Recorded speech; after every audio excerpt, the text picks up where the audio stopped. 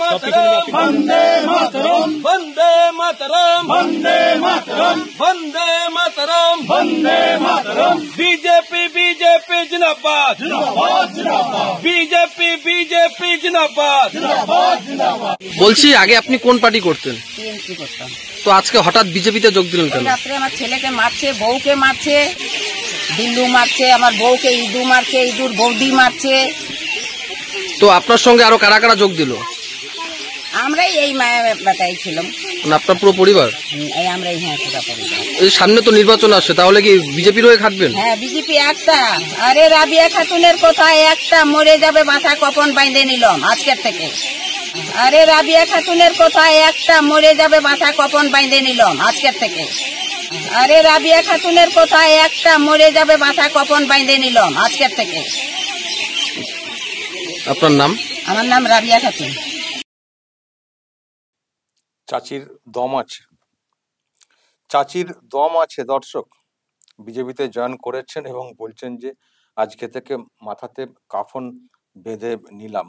কথা একটা, মানে বিজেপিতে জয়েন করেছি, বিজেপির হয়েই কাজ করব। দর্শক, এটা যেটা হয়েছে, এটা হচ্ছে জলপাইগুড়ির বানারহাট এলাকার সাঁকুয়া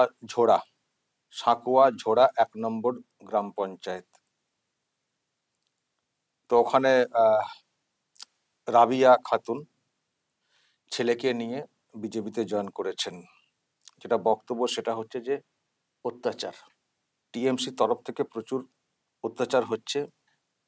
যারা আছেন উপরে তাদেরকে বলেও কিছু হচ্ছে না। তো যে দলটা করব সেখানেই যদি কোনো নিরাপত্তা না পাই, অত্যাচার হয়, ছেলেকে মারা, বৌমাকে মারা, বলবো তার কোনো বিচার পাবো না, তো কেন দলটা করব? তো সেই জন্য যেটা করেছেন, গোটা পরিবারকে নিয়ে, ওনার ছেলে বৌমা গোটা পরিবারকে নিয়ে বিজেপিতে জয়েন করে গেছেন। আর জয়েন করে ওই কথাটা বলেছেন, মানে কাফন বেঁধে নিলাম, মানে আমাকে কেউ আর টলাতে পারবেন না, মানে জীবন যাই যাবে, আমি এই সিদ্ধান্ত নিয়েছি বিজেপিতে জয়েন করা এবং তার হয়েই কাজ করব। সামনে যে ভোট আসছে সেটাতে বিজেপির হয়েই কাজ করবেন, সেটা কার্যত বুঝিয়ে দিলেন। প্রিয় দর্শক, আমি শফিকুল ইসলাম এবং আপনারা দেখছেন আরামবাগ টিভি। সাহসী পদক্ষেপ এবং ওই যেসব ধ্যান ধারণা মানে মুসলমানদের মধ্যে তৈরি হয়েছে, সেখান থেকে হটে গিয়ে নতুন একটা অবস্থান। খুব যে সচ্ছল পরিবার, বিরাট কিছু পরিবার, সেটাও তো দেখে মনে হচ্ছে না। কিন্তু যে সিদ্ধান্তটা নিয়েছেন, দর্শক বলবেন এই সিদ্ধান্ত নেওয়াটা, বিজেপি এলে নাকি মুসলমানরা সব ঘর ছাড়া হয়ে যাবেন, এলাকা ছাড়া হয়ে যেতে হবে, এনআরসি হবে, অমক হবে, তমক হবে, ভোটার তালিকা থেকে বাদ দিয়ে দেওয়া হবে। চাচি এই বয়সে এসে বলছেন এটাই, কাফন বেঁধে নিলাম, কথা একটা, রাবিয়া খাতুন। তো ইনার মধ্যে সেই সাহসটা আছে, সৎ সাহসটা আছে। এবং ওই যে একটা হাওয়া টিএমসি যেটা তোলার চেষ্টা করে যে মুসলমান মানে বিজেপি মানি হচ্ছে মুসলিম বিরোধী, বিজেপি এলে মুসলমান চলে যাবে, সেই জায়গাটাতে মানে ভেঙে দিয়ে এই চাচি রাবিয়া খাতুন তিনি কিন্তু ওই রকম একটা সিদ্ধান্ত নিয়েছেন যে টিএমসি করব না, করতাম বিজেপি করব। তাহলে এই মানুষ, এই মহিলা এই বয়সে যদি এই রকম সিদ্ধান্ত নেওয়ার ক্ষমতা রাখে, যদি বুঝতে পারেন যে অত্যাচার ওখানে, আমরা শান্তি চাই, আমরা ন্যায় শাসন দেখতে চাই, তো তার জন্য বিজেপিকে আনা উচিত। তো এই সিদ্ধান্ত যদি উনি নিতে পারেন, মুসলিমদের আরো যারা আছেন তাদের এত কিসের চিন্তা? দেখুন মহিলার বক্তব্য শুনুন, কিরকম মানে জেদ নিয়ে কথাটা বলছেন। আর এটা ঠিক, মুসলিমরা যে ভোট দেন টিএমসি করেন, অনেকে দল করেছেন, তারা সবাই ভালো আছেন। নিজের বুকে হাত দিয়ে কথাটা মানে প্রশ্নটা করুন, নিজেকে করুন, ভালো আছেন?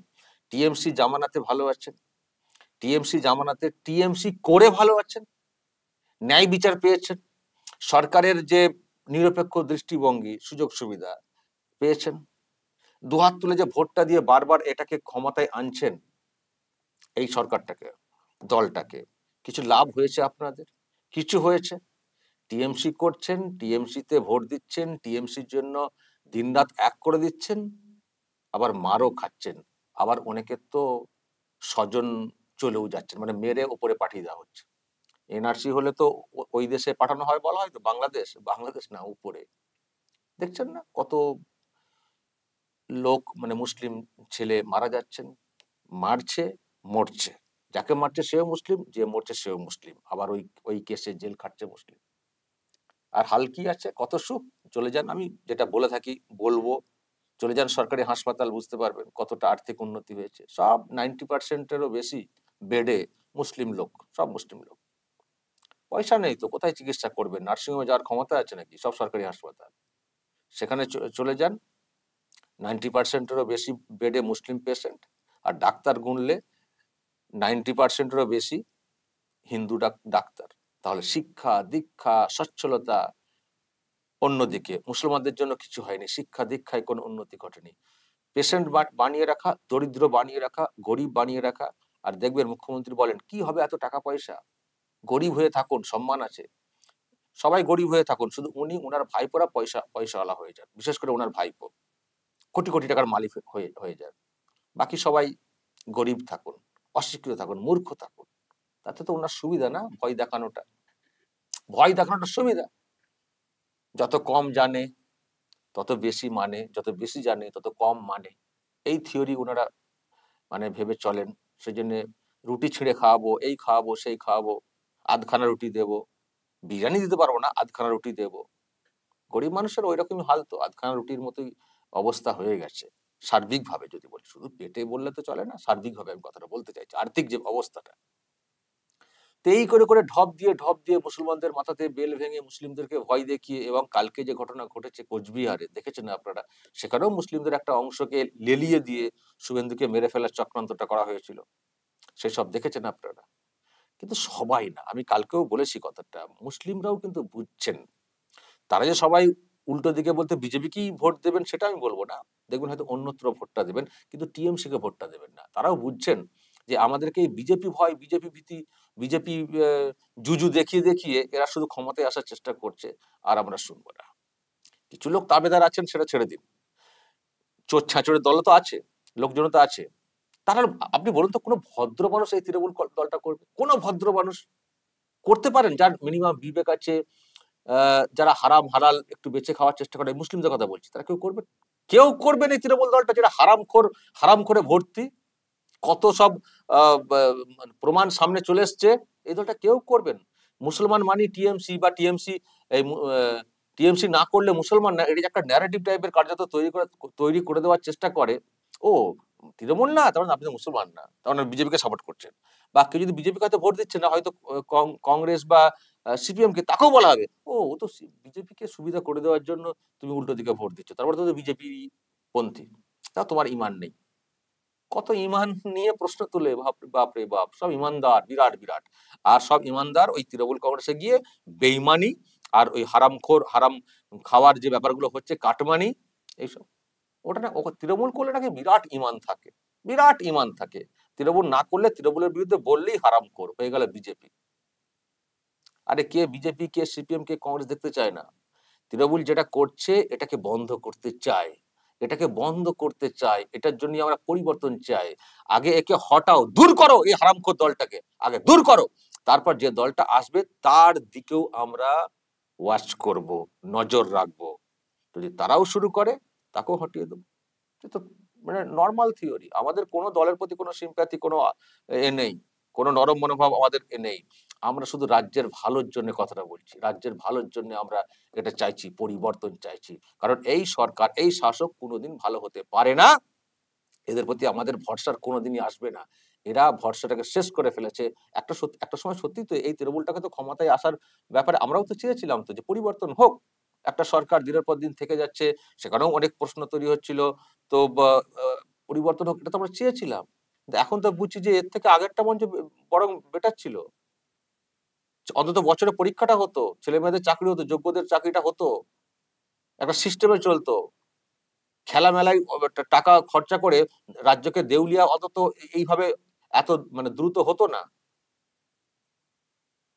কিন্তু তাদের সম্পর্কেও প্রশ্ন ছিল বলেই তো পরিবর্তনের ডাকটা এসেছিল এবং পরিবর্তনটা হয়েছিল। কিন্তু এখন আবারও সেই সময়টা এসছে। তার মানে বামেরা ঠিক মতো করে কাজ করছিল না। নতুন দল মানে পরিবর্তন চাওয়া হয়েছিল, নতুন দল টিএমসি কে মানুষ চেয়েছিলেন, এসছিল। কিন্তু এখন দেখতে পাচ্ছি টিএমসি তো আরো খারাপ। তো ফলে একেও হটাতে হবে। তো একে হটাতে গেলে এখন যারা সামনে আসতে পারবে তাদেরকে আমরা সমর্থন করছি যে লড়ো, পরিবর্তন আনো। কিন্তু এটাও বলছি তোমরাও যদি ওই রকম কিছু করো তোমাদেরকেও দূর হটিয়ে দেবো, আমরা ওয়াচ করব। তবে দেখুন পরে যে আসবে সে কি করবে না করবে, আমি দেখছি ওনাকে বলছেন ও বিজেপি এলে আরো খারাপ। তাহলে বসে থাকো, তাহলে মরো। বিজেপি এলে আরো খারাপ আন্দাজে বলে দিচ্ছেন। বিজেপির সরকার তো রয়েছে, তো অনেক রাজ্যে তো রয়েছে, দেখুন না সেসব রাজ্যের আর্থিক উন্নতি এবং ডবল ইঞ্জিনের ফায়দা কি সেটা আপনারা দেখছেন তো। এই টিএমসি তো বলে থাকে যে রাজ্যে বিজেপি আছে তাকে বেশি করে অনুদান দিচ্ছে সরকার। তো আমাদের কেন সেই সৌভাগ্য কখনো হবে না? আমাদের সেই সৌভাগ্য কেন হবে না? আর এটিএমসি তো ক্ষমতা নেই কেন্দ্রে সরকার গঠন করা, তাহলে একে রেখে আমার কি লাভ? একে রাখা মানে তো সেই সিঙ্গেল ইঞ্জিন। আর এরাই বলবে আমাদেরকে বঞ্চনা করছে কেন্দ্র। তো ভাই তুমি হাঁটো তো, যখন তোমার ক্ষমতা নেই কেন্দ্রটাকেও নেওয়ার, কেন্দ্রে আসার। কেন্দ্রে কি আসবে? রাজ্যের বাইরের ক্ষমতা আছে, লোক ছিচি করছে টিএমসিটাকে, লোক ছিচি করছে। গেছিল গোয়াতে ত্রিপুরাতে লড়তে, ঝামা ঘষে গেছে। আবার শুনেছেন তো মেঘালয়ে রাতারাতি দল গঠন কিনে নিয়ে, কংগ্রেস কিনে নিয়ে মানে নিয়ে বিরোধী দল হয়ে গেছিল। তারপরে ভোটে তো ভেবেছিল ক্ষমতায় চলে আসবো, হেরে গেছিল। তো সেখানে আবার মানে বিরোধী দল হিসেবে ছিল। বিরোধী দল বলতে মানে 6 জন সম্ভবত এমএলএ লাগে, এদের 5 জন ছিল। তো একজন অন্য দলের ছিলেন, সম্ভবত কংগ্রেসের, তিনি নাকি আবার কেটে পড়েছেন। ফলে আবার ওখানে বিরোধী দলের তকমাটাও যেটা সেটাও আর কি ভোগে। তো এইসব এরা তো কোনোদিনই কেন্দ্রে আসতে পারবে না। তাহলে আমি কেন এই দলকে ক্ষমতায় রাখবো? আমি ওদের কথা দিয়ে বলছি যে ডবল ইঞ্জিন না হলে নাকি অনুদান দেয় না। তাহলে আমরা কি সারা জীবন এই সিঙ্গেল ইঞ্জিন চলবে? বামেরাও সিঙ্গেল ইঞ্জিন ছিল, এরাও সিঙ্গেল ইঞ্জিন। তো আমরা একটা ডবল ইঞ্জিন সরকার খুঁজবো না? যে আমরা একটা সরকার এখানে আসুক, যে ডাবল ইঞ্জিন থাকবে, মানে কেন্দ্র সরকার থাকবে, এক্সট্রা অনুদান আসবে, রাজ্যটার উন্নতি তত্তর করে হবে। তো আমরা সেই সুযোগটা একবারও নেব না? ভাই এলে কি খারাপ হবে? ওই তো সেই সুরসুরি সেন্টিমেন্ট, এনআরসি, মুসলিম বিদ্বেষী, হাই বাংলা বিদ্বেষী, সুরসুরি উন্নয়নের কথা নেই, সুরসুরি ব্যাপার। আরে ভাই সুরসুরি চলবে না। কে ভালো উন্নয়ন করে বলো তো, তাকে আমরা চাই। তো উন্নয়নের নিরিখে আমরা কোথাও বুঝতে পারছি যে বিজেপি সরকারটা কাজ করবে। আবারও বলছি কাউকে 100% ফেথ তো আমরা বলবো না, আমরা সুযোগ দেওয়ার চেষ্টা করছি, সুযোগটা দেওয়া হোক। যদি দেখি না যেটা ভেবেছিলাম সেটা না, হটিয়ে দেবো। হাঁটাতে কত করে লাগবে? হটিয়ে দেবো। কতদিন হঠাতে লাগবে? এদের মতো চুরি চামারি তো করবে না কমসে কম। এরা যা ভোট চুরি, লোকজনের ভোট ছিনতাই করে নেওয়া যেসব অভিযোগ এসছে, এতটা তো শুনেছেন আপনারা অন্যান্য রাজ্যে এরকম হয়, শুনেছেন?